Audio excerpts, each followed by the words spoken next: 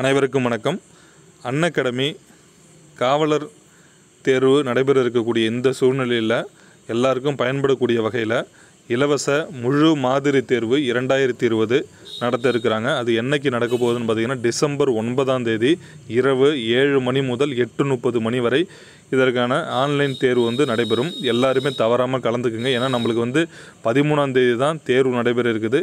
9ஆம் தேதிங்க தொட்டு புதன்கிழமை வருது. எல்லாருமே இதை யூஸ் பண்ணிக்கிங்க. நம்மளுக்கு ஒரு முன்னோட்டம் தான். அந்த டெஸ்ட்டு முடிஞ்ச பிறகு இலவச கலந்தாய்வு வகுப்பும் பண்ணுறாங்க. அதனால் நீங்கள் எல்லாமே நம்ம கீழே கொடுக்கப்பட்டுள்ள இந்த டிஸ்கிரிப்ஷனில் லிங்க் இருக்குது. அதை யூஸ் பண்ணி டவுன்லோட் பண்ணி வச்சுக்கிங்க.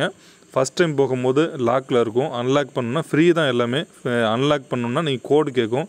அதில் தமிழ் 10 THEMIZH10 அப்படி இல்லைனா TNPSC 10 அப்படிங்கிற கோடு யூஸ் பண்ணி அன்லாக் பண்ணிட்டீங்கன்னா நீங்கள் எப்போ வேணாலும் ஃப்ரீ வீடியோ பார்த்துக்கலாம். இதை எல்லாருமே தயவுசெய்து யூஸ் பண்ணிக்கிங்க.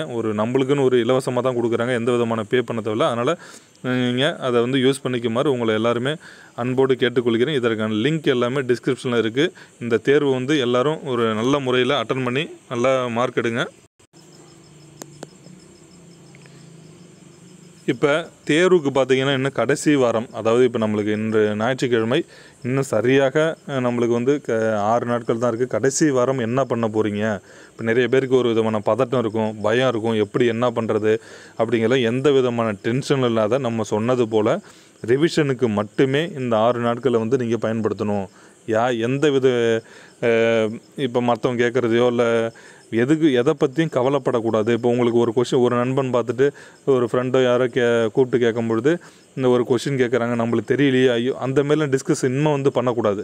நீங்கள் குரூப் டிஸ்கஷன்லாம் எப்போ பண்ணியிருக்கணும்னு பார்த்தீங்கன்னா முன்பே பண்ணி முடிச்சிருக்கணும். இப்போ நீங்கள் 2 பேர் கேட்கும்போது நீங்கள் படித்தது எதுவும் அந்த பையன் படிச்சிருக்க மாட்டாங்க, அந்த பையன் படித்து நீங்கள் படிச்சிருக்க மாட்டீங்க. 2 பேரும் கேட்கும்போது ஐயோ நம்மளுக்கு போச்சு, எக்ஸாமே நம்ம அவ்வளோதான் நினச்சிட்டு அந்த மாதிரி ஒரு நெகட்டிவ் தாட் உங்களுக்குள்ளே வந்துடும். அது தயவு செய்து அந்த மாதிரி செய்யக்கூடாது.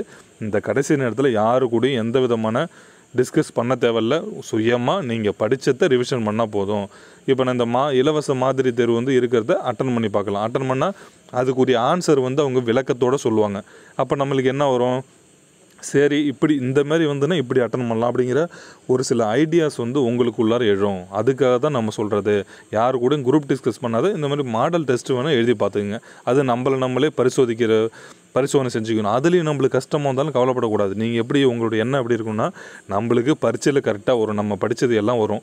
இப்போ பார்க்குறது எதுக்குன்னா ஏதோ உங்களால் ட்ரை பண்ண முடியுதா, அட்லீஸ்ட் அந்த கடைசி ஒரு 2 நாளில் கூட அந்த மாதிரி வேறு ஏதாவது இன்னும் கொஞ்சம் கான்ஃபிடென்ட் வரணும், இன்னும் கொஞ்சம் நம்ம எதுவும் இன்னும் கொஞ்சம் ஏதாச்சும் நம்ம படிச்சுக்கலாமா, அந்த ஒரு நாள் போதும், நம்மளுக்கு ஒரு நாளே எவ்வளோ வேணாலும் சாதிச்சிடலாம்.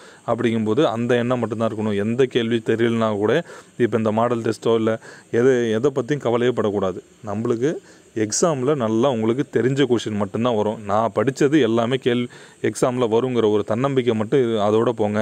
அதே போல் அந்த 80 நிமிடங்களில் 80 கொஷின் அட்டன் பண்ணணும். எல்லா கேள்விக்குமே சரியாக அட்டன் பண்ணிவிடுங்க.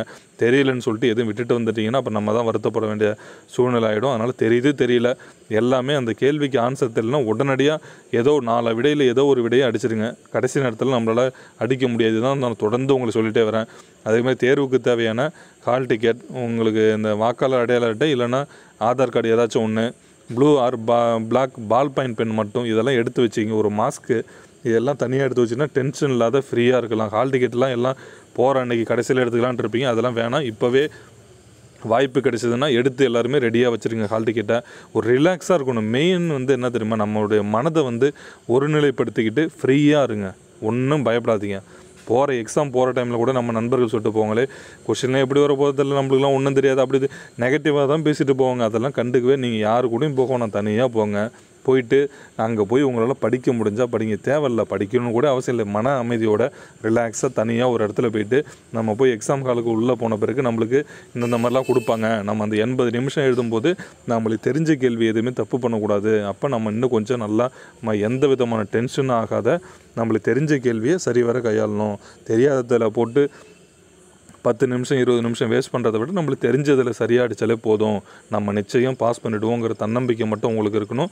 எந்த விதமான பயமும் இருக்கக்கூடாது. ரிலாக்ஸாக மன நிம்மதியோட உங்களுக்கு தெரிஞ்ச ஆன்சரை மட்டுமே எழுதுங்க.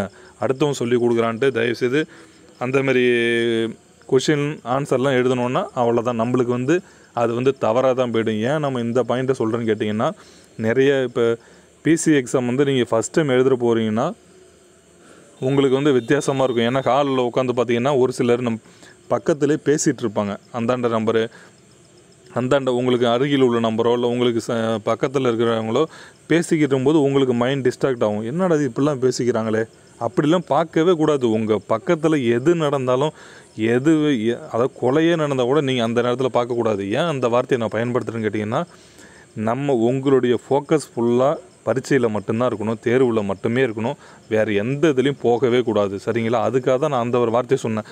எது வேணாலும் நடந்துட்டு போட்டுமே உங்கள் காலில், நீங்கள் அதெல்லாம் பார்க்குறீங்க. உங்களுடைய எய்ம் என்ன? தேர்வு எழுதணும். அவங்க பேசிகிட்டு இருந்தாங்க, அதனால் என்னால் எழுத முடியல அப்படின்னு வெளில வந்து காரணம் சொல்கிறதுக்கு தேடினீங்கனாலே நீங்கள் பாஸ் பண்ணி போக முடியாது. அதனால் அதை மட்டும் மனசில் வச்சுக்கிட்டு எந்த விதமான காரணமும் கண்டுபிடிக்காதீங்க. பக்கத்தில் எது நடந்தாலும் கவலைப்படக்கூடாது. அதே போல் யாராவது ஆன்சர் சொல்லி கொடுக்குறாங்க, இல்லை உங்கள் பக்கத்தில் இருக்கிறவங்களுக்கு உங்கள் பக்கத்துலேயோ சைடுலேயோ எல்லாருக்கும் வேறு வேறு கொஷின் நம்பர் வந்து மாறி இருக்கும். அதை நீங்கள் புரிஞ்சிக்காத 1க்கு என்ன, 5க்கு என்ன, 10க்கு என்னன்னு கேட்டிங்கன்னா அவங்க ஏவா பியா சின்னு சொன்னால் நீங்கள் எல்லாமே தப்பாக அடிச்சிட்டு வந்துடாதீங்க. அதனால் எல்லாருக்கும் வேறு வேறு கொஷினுங்கிறத ஞாபகம் வச்சுங்க. அதே போல் தேர்வு எழுத ஷேர் பண்ண ஆரம்பிச்சிட்டிங்கன்னா எங்கேயும் பார்க்கவே உங்களுக்கு டைம் இருக்காது. கொஷின் பேப்பரை பார்க்குறீங்க, ஓஎம்ஆர் ஷீட்டில் ஃபில் பண்ணுறீங்க. அதுக்கு மட்டும்தான் உங்களுக்கு சரியான டைம் இருக்கும். அதை விட்டுட்டு பக்கத்தில் பார்க்குறது, அவன் என்ன பண்ணுறான், இவன் என்ன பண்ணுறான், கால் சூப்பர்வைசர் ஏதாச்சும் பேசிகிட்டு இருக்காரா, இல்லை அதெல்லாம் நீங்கள் எதுவுமே பார்க்கக்கூடாது. கொஷின் பேப்பரை பார்க்குறோம், ஆன்சர் ஓஎம்ஆர் ஷீட்டில் ஷேர் பண்ணுறோம். நிறைய பேர் டிக் அடிச்சுட்டு வந்துடுறீங்க.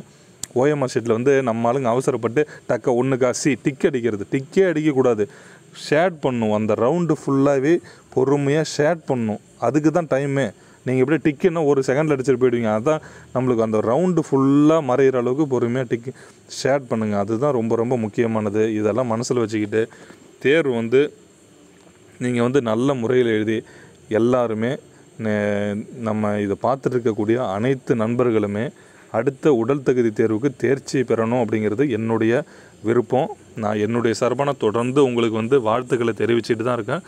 தன்னம்பிக்கையோடு இருங்க. எல்லா தேர்வுலையும் ஈஸியாக வெற்றி பெறலாம். ஓகேங்களா? நீங்கள் புதுசாக ஒன்றுமே படிக்காத போயிருக்கீங்களாலும் கவலைப்படாதீங்க. தன்னம்பிக்கையோடு இருங்க. சரி, நம்மளுக்கு இந்த எக்ஸாம் ஒரு முன்னுதாரணமாக எடுத்துக்கும். இது வந்து முதல் படியாக எடுத்துக்கும். அடுத்தடுத்த படிக்கு செல்கிறதுக்கு இது ஒரு வாய்ப்பாக நம்மளுக்கு இருக்கும். ஒரு ஐடியா கிடைக்கும். அடுத்த முறை தேர்வு எழுதும்போது இது ஒரு ஐடியாவுக்காக வச்சுக்கும். இந்த முறை தேர்வு முடிஞ்ச பிறகு என்னென்னலாம் கொஷின் வருது, எங்கேருந்து கேட்டிருக்காங்க அப்படிங்கிறத நம்மளுக்கு கற்றுக்கலாம் அப்படிங்கிற ஒரு எண்ணத்தோட புதிதாக படிக்காத தேர்வு எழுதுகிறவங்களும் நீங்கள் இந்த ஒரு விஷயத்துக்காவது நல்லபடியாக தேர்வு எழுதிட்டு வாங்க. புரியுதுங்களா? உங்கள் மேலே நம்பிக்கை வைங்க. கடைசி இந்த 5 நாளில் 6 நாளில் படித்தா கூட வெற்றி பெறுறவங்க நிறைய நண்பர்கள் இருக்காங்க. அதனால் உங்கள் மேலே நம்பிக்கை வச்சு மேக்ஸில் பொறுத்த வரைக்கும் உளவியல் கணிதத்தில் நீங்கள் கிங்காக இருக்கணும். ஓகேங்களா? அந்த 30 மதிப்பெண்கள் வந்து நம்மளுக்கு குறையாத நீங்கள் 27க்கு மேலே எடுத்துட்டிங்கனாலே போதுமானது. எல்லாமே ஈஸியாக இருக்குங்க. எல்லா மெத்தடுமே நீங்கள் இது வரைக்கும் நடந்த வினாத்தாளில் உள்ள மாடலை மட்டும் நீங்கள் படித்தா போதும். அதில் உள்ளதை மட்டும் புரிஞ்சுக்கிங்க. ஓகேங்களா? அதே போல் தமிழ், அறிவியல், சமூக அறிவியலாம் பார்த்திங்கன்னா 8th, 9th, 10th புக்கு இன்னும் கொஞ்சம் அதிக கவனம் செலுத்துனீங்கன்னா அதில் வினாக்கள் வந்து அதிகமாக இடம்பெறும். இதை எல்லாமே நீங்கள் வந்து ஃபாலோ பண்ணி தேர்வில் அனைத்து நண்பர்களும் தேர்வில் மிக நல்ல மதிப்பெண்களை பெற்று அடுத்த உடல் தகுதி தேர்வுக்கு தகுதி பெற்று அதுலேயும் உங்களுக்கு சரிவர தகுதி பெற்று ஓவரால் உங்களுக்கு மார்க் போடும்போதும் நீங்கள் வந்து அந்த 11,000 பேரில் நீங்களும் ஒரு ஆளாக இருப்பீங்க அப்படிங்கிறது என்னுடைய விருப்பம். அதுதான் உங்களுடைய விருப்பமாகவும் இருக்கும். அதுதான் லட்சியமாக வச்சுக்கிங்க.